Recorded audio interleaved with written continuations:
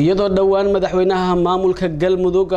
uu soo magacaabay golaha wasiirada ee xukuumaddiisa ayaa baarlamaanka maamulka galmudug waxay ansixiyeen golahaasi wasiirada ee uu soo magacaabay madaxweyne xaaf wariyahayaga xasan maxamed cusmaan ayaa warkan inooga soo diray magaalada Cadaado ayaa ahaa mid lagu ansixinayay golaha wasiirada maamulka galmudug ee uu soo magacaabay madaxweyne xaaf ugu horeyn madaxweynaha galmudug Axmed Ducaale Geelle Xaaf oo ka soo qayb galay kulanka ayaa xildhibaanada ka codsaday inay ansixiyaan golaha wasiirada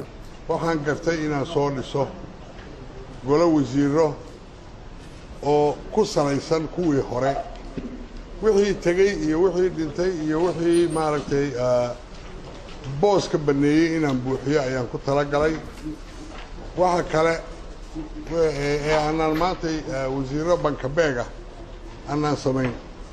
marka cidii wax tabanaysa ama wax ka qabta dib ayaan ugu wada hadli doonaa wixii suuragalana insha Allah taala waa ka qaban doonaa laakiin ogaada wax la siyaadiyay iyo wax kordhay ma jiraan wasiiradu waa kuwii hore waa inta badanna waa meelahoodiiba mudanayaal marweyn hadalkayga waxaan ku soo gabagabeynayaa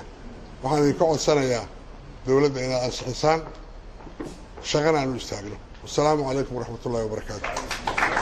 intaasi kadib xildhibaanada ayaa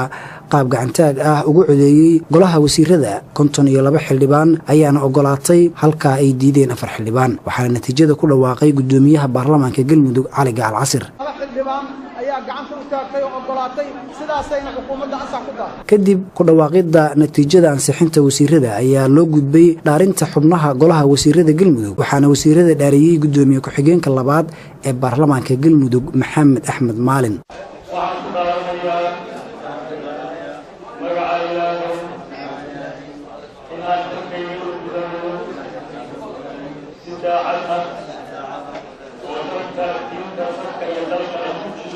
golaha wasiirada ee baarlamaanka dawlad goboleedka galmudug ay maanta ansixiyeen ayaa waxa ay u badan yihiin golihii wasiirada uu soo dhisay madaxweynihii hore ee dawlad goboleedka galmudug mudane Cabdikariin Xuseen Guuleed xasan maxamed ismaan Somali News TV magaalada